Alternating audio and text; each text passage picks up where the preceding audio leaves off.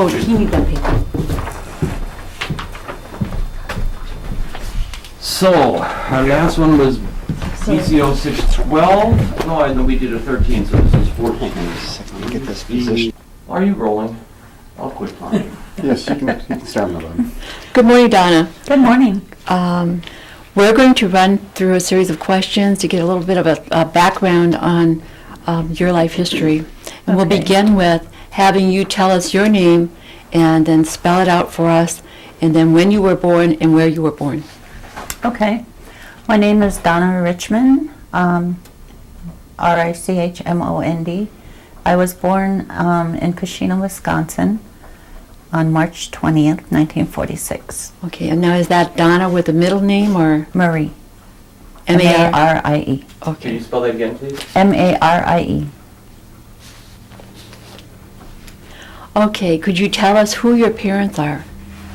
My parents are Calvin and Jeanette Richmond. Jeanette was in Oneida, and my biological mother was her sister, and they're the ones who raised me. My real mother is still alive, and she lives in Oneida today. What is her name? Her name is Alberta Oshege. It's a weird name. Okay. It's hard to pronounce. for And then me. your dad? He's deceased. His name was Joseph Webster. Webster. Okay. Now let's go to your grandmother a little bit on your mother's side. Yes. You said that's your Oneida connection. Do you know a little bit about her? What I remember of my grandmother, her name was Sarah Baird. Baird? Uh-huh. And she used to live over by where Chris Dockstader lives right now. She lived over further on a hill over there. And my grandfather was Albert King. And I remember him more because he used to come to Kashina to visit us, and he was a carpenter, and he had built our house in Kashina for my mother. And Albert did? yes. Okay. And Now you talked about you were born in Kashina. Is that where you were raised? yes. Let's go back to when you were a little child. Did you go to school there? I went to the Catholic school there, and after I finished the Catholic school, then I went to Shawano High School.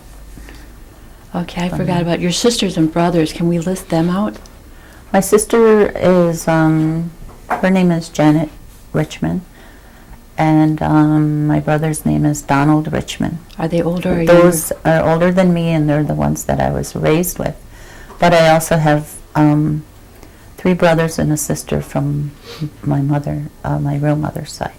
So then there's a total of 6 of you? Yes. Okay. Now, are they all from Kashina, or are they? No, just the older brother and sister are from Kashina, and I'm the youngest on that side. And then on the other side, I'm the oldest, and they were raised in Chicago. Okay. So I'm trying to visualize this. Then you had 3 that were raised by your sister, your mother's sister? My real mother. Okay. She gave me to her sister, Okay. and then I was raised in Kashina. Okay, that's your aunt. Yeah, And what is her name? Jeanette. Jeanette Richmond. Mm-hmm. Okay.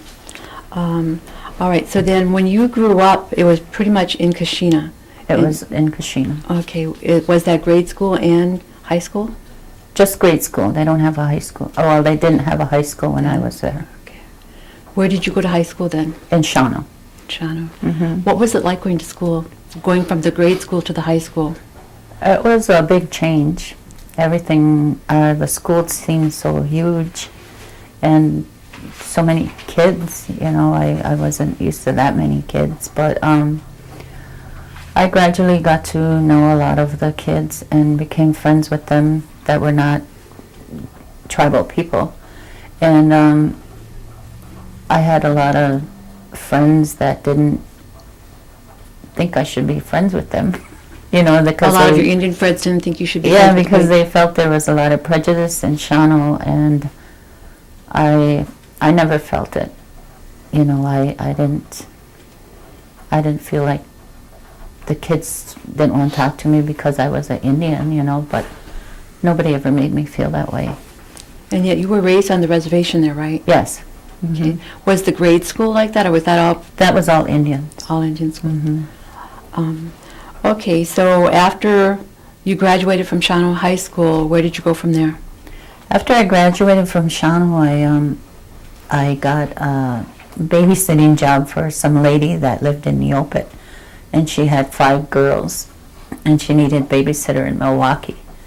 So that's where I went, and then I went to Milwaukee, and then I met my husband, and then I got married, and I got married pretty young. Okay.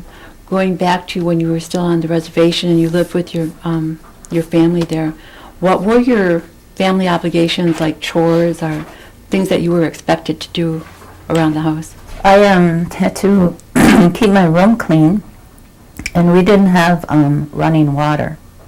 So I used to have to haul water, and it was quite a ways from the house. So in the winter I would take those milk cans that they used to have, those big tin ones. Right. I would put it on a sleigh and go down to the spring and get spring water and then bring it home, and that would last us. With a wagon or a sled? With or? a sled in the winter, and then with a wagon in the summer.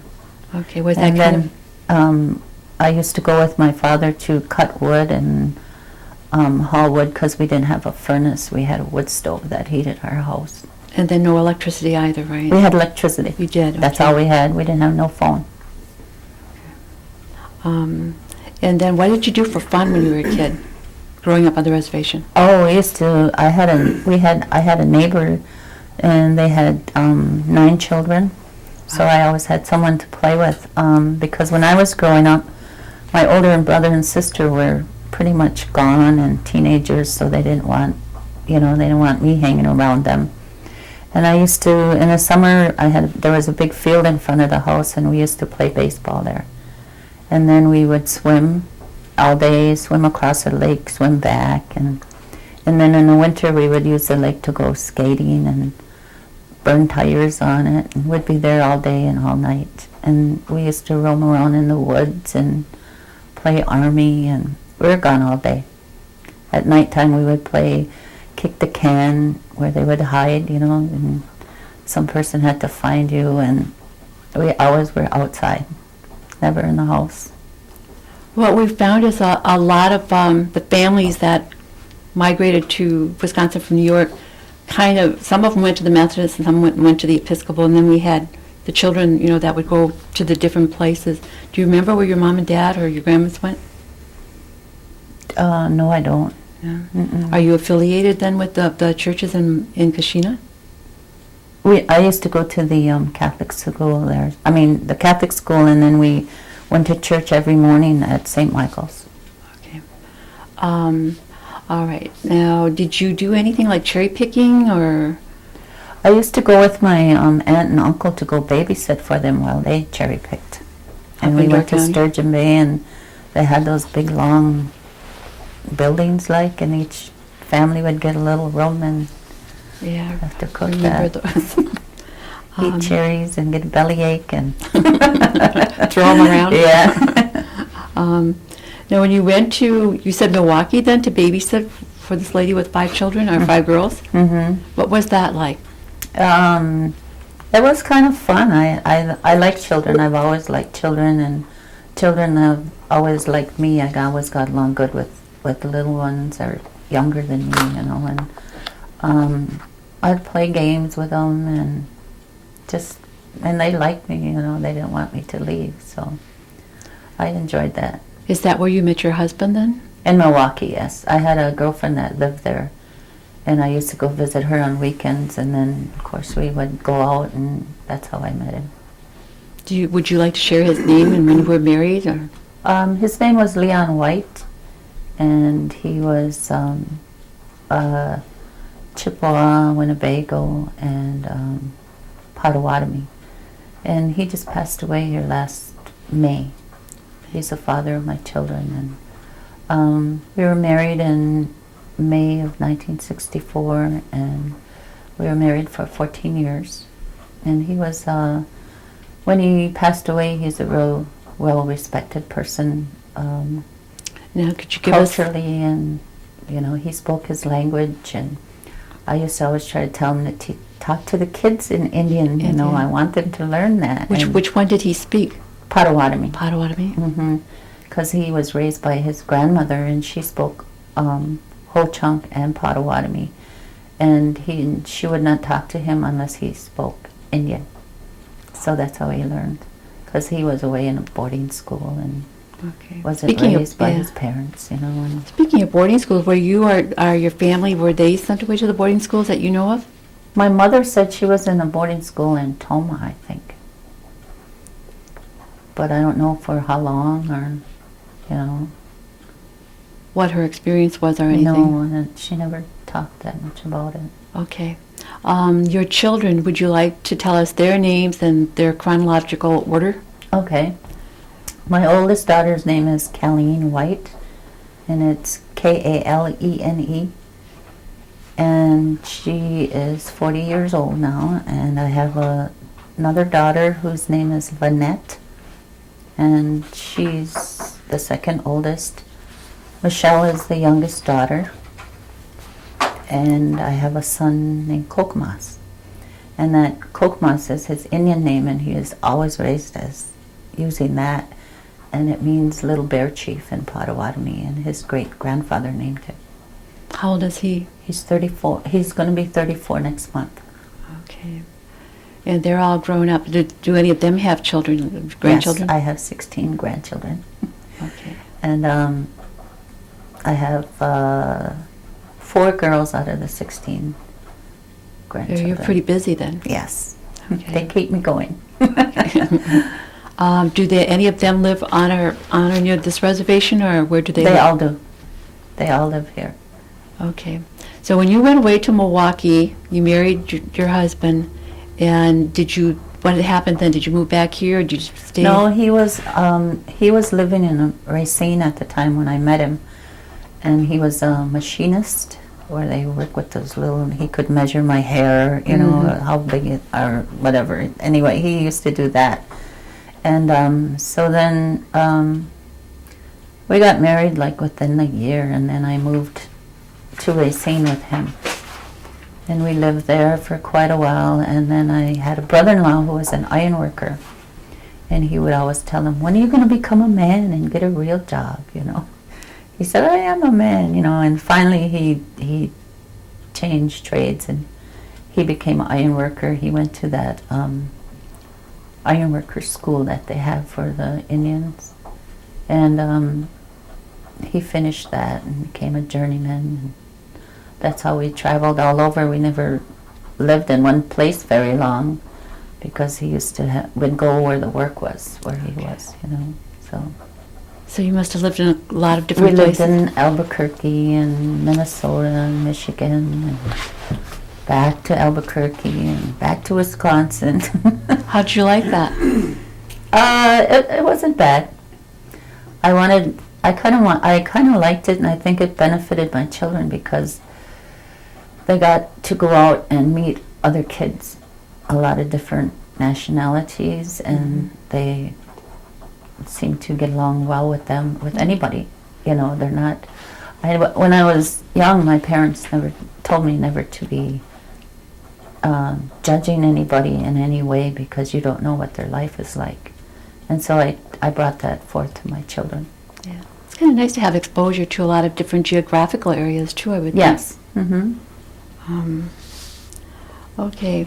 When you were at home, did you have a favorite food or something that chili? Chili. Is that your mom's recipe or your dad? Yes. Well, we every Saturday, I think, in the whole town of Kashina made chili, and people could go there, and it would be they'd make a big pot, and so that it would last all day. And whoever come over, you want some chili? You want chili? So All the community did that? yeah, a lot of them did that around there. Wow. Did your family ever participate in something called Hoyan? No. No. Mm-mm. Okay. What were your holidays like? Did you celebrate Christmas and Easter and all those types of holidays? Yes, we did, but they were just mostly like to have a nice dinner. And like, as far as Christmas, I don't remember getting all these presents that nowadays the kids get, and I would get maybe a doll or 2 things, and that was it, but I was happy with it. Yeah. And every year I got my mom and dad the same thing. I got them handkerchiefs, and they would make a big deal and say, "Oh, what could this be?" But they knew what it was. But we didn't have a big. Everybody was home, and that was what was it? It was all about, So then you carried on that tradition? Yes. Hmm. Okay. And we used to go to midnight mass and come home and open up presents, and I still do that with the kids. We open up our presents at midnight. Yeah. Sitting down to a dinner is kind of traditional, I think, with just about everybody. Yes. Did your grandma do any traditional cooking at all? She passed away, so I don't have many memories of her at all. Okay. So How about medicines or herbs and those types No. of collecting? mm-mm. All right, after you were married and your husband, he didn't retire before he passed away then, or Yes, he did. did he? Hmm. He was only retired maybe about 1.5 years or so before he passed away. Hmm. And then when did you come back to the reservation in Oneida here? Well, I came back here in 1984. My husband and I had divorced, and I had been with my children quite a while, and I worked with the Ho-Chunks for 8 years, and then their office kept moving. They were at the University of Stevens Point. Then they moved to Nakusa, right outside of Wisconsin Rapids. Then they were going to move to Tomah, Wisconsin, and I said, no, I don't want to move way up there. So they let me go then, and I got a severance pay. And then I moved to Racine and thought I could find a job there, and I worked at social services there for a while, and it just was harder being there, it seemed like. So then I had a friend here named Roberta Konzuma, and she was trying to encourage me to come back here, and to apply for a house. And so I did. I got a house, and I moved back. So you came back here in 86 then, or thereabouts? 84. 84. Mm-hmm. Okay. Then have your children come here and settle They were down? with me, yes. Mhm. Okay. Forgot what I was going to... Once you moved back here, and were you working for the tribe then when you came back here? I worked at the health center as a receptionist and have been working for the tribe since. Okay. How about your children? Do any of them work for the tribe? They, my oldest daughter works for the casino and customer services, or relations, I think it is, and my second oldest works as a floor supervisor at the casino. And my youngest daughter has been at the Procter & Gamble for about 16 years. Wow. Hmm. And my son, he's not employed right now. Then your children went on the Oneida rolls, or? Yes. Mhm. Do you remember your grandparents or any of your parents talking about the land claims issues? No. Mm-mm. Once you moved back here, have you participated in any of the political activities that the tribe has, like the elections or GTC meetings? I'm on the election board, so I've been on for. When I moved back here, I got on that board, and we used to count ballots at the cafeteria until like 3:30 in the morning, and I've been on it for quite a while, and then I got off, and then 6 years ago I came back on, and this is my last term for now, because they only let you serve 2 3-year terms now. So I'm very familiar with the elections. Yeah. What do you do for fun? Any hobbies or activities that you like to do? I like to go to powwows, and I like to go to bingo, and I do crocheting, and I go to try to make it to all my grandchildren school activities, but they're spread out. There's some going to school in Seymour, some in Green Bay, and it's kind of hard to get to all of To them. all of them, yeah, especially when you have that many grandchildren. Yes. Mhm. So what are you looking forward to when you retire? When I retire, I don't see me retiring anytime soon. I just want to keep busy and keep active, and with my family, and my family is my life right now. I don't have my parents, and Looking back, and I understand that you were raised pretty much in Kashina. Mhm. When you would come out to Oneida, did you come out here periodically? yes, we used to come out here to visit my uncle Edwin King, and it seemed like such a long ways. Yeah.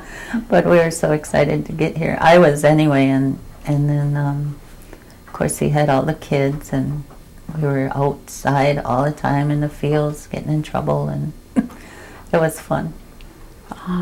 What do you think of the how the community has grown over the last 20, 30, 25 years? It's grown up, I think. I mean, with the new buildings and all the services we have for the people now, I think it's really great. When you look at the programs and the services that are provided out there, do you think that they could be better? I suppose it could be. I see, like the health center, I'm kind of amazed at that, because with the old health center, it was smaller and, and everything. But now that we have the new center, it seems like things are slower. The services are slower. We have, before, in what I remember in the pharmacy, we had 3 people at the old health center, and you could get your prescription the same day. Faster. And now I go down there and there's like 8 people walking around, and you have to wait 2.5 days to get your prescription. And I just can't figure that out. I mean, we have a bigger and better facility, but the service is not as fast as it was when we had the old one. Yeah. No, You know. you have 4 children, correct? Yes. Do you find any problem with housing? Do you think that's an issue for our community? I didn't find any problem with my daughters getting a home. One is still renting. The oldest one is still renting, but my second one is buying her home through the housing authority. But I didn't see any problem with them getting anything. Okay. We have a question here for you. You can give us your version of what you think sovereignty means to you.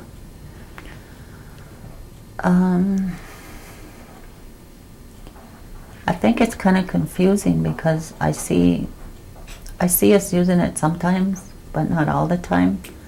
And I don't know if it's because of what the issue is, or if that's a confusing question for me, because I really Yeah. don't understand it, because Yeah, it varies from person to person. we don't use it all the time like we should. We should be, if we're sovereign, we should be sovereign on everything, not certain things, but I see us, one time we are and one time we're not. Yeah. And that's sort of confusing for me to understand that. Yeah, I think that's a good analysis. What does it mean to you to be an elder? To be an elder, I just turned 60 on Monday, and I've been doing a lot of like flashbacking in my life, and I'm like, wow, I'm 60 years old, and it's like, but I feel good. I feel good about it being an elder, and I feel like my children, I have seen so many children who disrespect even their parents, and I wasn't raised that way. So I raised my kids not to be that way, and they have raised their kids not to be that way. So I do get a lot of respect from my grandchildren and my children, and I like that. Okay, now you were like meshed with a couple of different tribes with the Unitas, and I'm wondering, are there any ghost stories or witch stories that you've heard as you were growing up, or that your husband shared with you? There was, in Kashina, there was one about a ghost or a legend named Page Kana. Oh, I heard of that. Yeah, and they would say, if you say his name 3 times fast, he's going to come to you, you know. So I would never even say his name. But there was people that would say that he rode around on a white horse at night, and that he didn't have like no head or something, you know. And but I never saw it or experienced it. So Yeah, I think there were different versions of that. there was, yeah. I can remember the kids talking about that. Yeah. Okay, can you think of any major or event throughout your lifetime that stands out in your mind that you would like to share with your children or your grandchildren when this videotape comes out? Far as we were just talking about the spirits and things, I do believe in them a lot.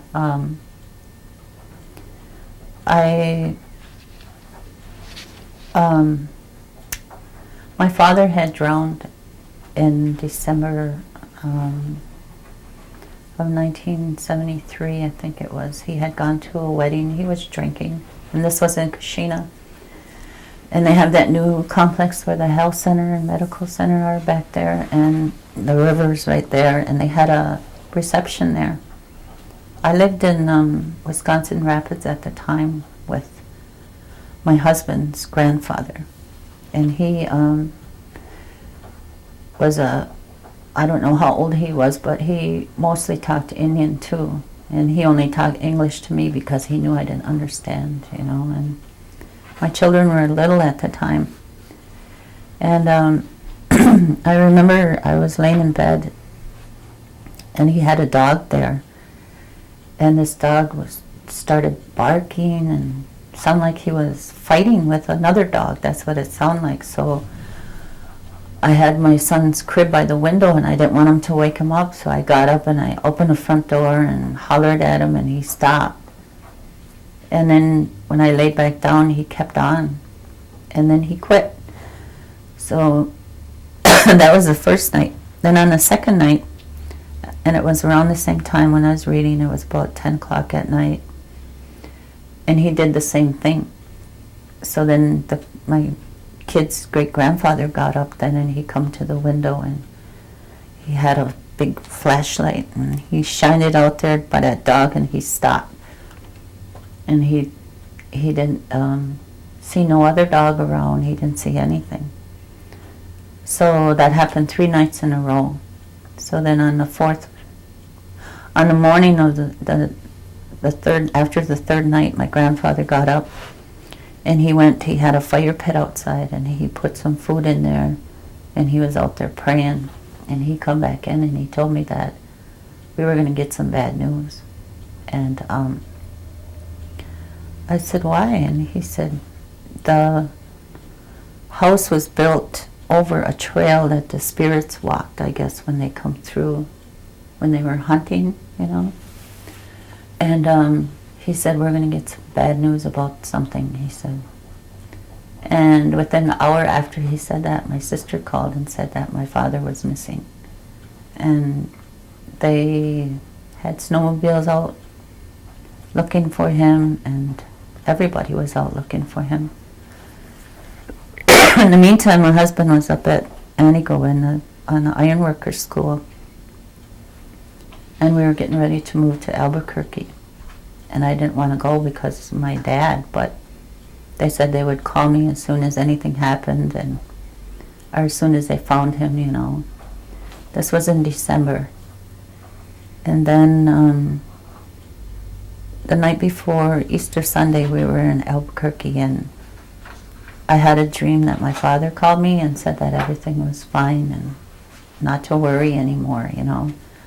And we went out to dinner at Cochiti in New Mexico by Leon's cousins, and we got back home, and my sister called and said they found my dad, and he was down by Shawano, kind of down the river there, but he was all in one piece, and that was on Easter Sunday. And so that was an experience that I will remember. That would really stick in your mind. Mm-hmm.